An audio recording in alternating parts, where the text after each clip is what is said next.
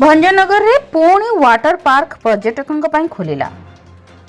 रविवार Bhanjanagar Biju Patnaik water park पर्यटकों ପାଇଁ खोलिछि। एही सह पार्क परिसर रे नूतन भावे निर्माण होइथिबा फूड कोर्ट मध्ये उद्घाटित होइछि। भंजनगर विधायक प्रद्युम्न कुमार नायक मुख्य अतिथि भावे जोगदे उक्त प्रकल्प गुड़िकर उद्घाटन करिसेंति। एही अवसर रे भंजनगर एनएससी अध्यक्ष गोपबंधु महापात्र, ब्लॉक अध्यक्ष नरेश सभा नायक, उपजिल्लापाल उमाशंकर बेहेरा सम्मानित अतिथि भावे जोग देथिले। सूचनायोग्य 2024 जनवरी 26 रे राज्यर प्रथम सरकारी वाटर पार्क भंजनगर बिजू पट्टनायक शिशु उद्यान परिसर रे उद्घाटित होइथिला।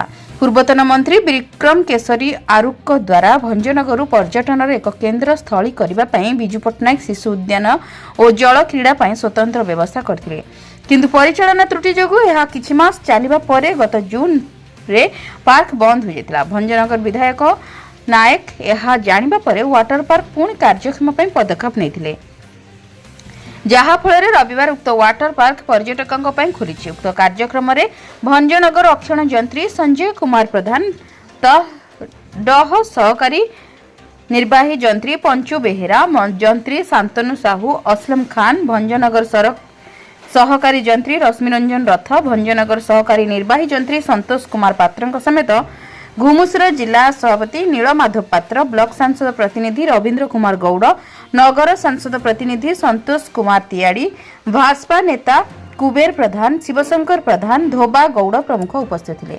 ब्यूरो रिपोर्ट, जन अधिकार लाइव।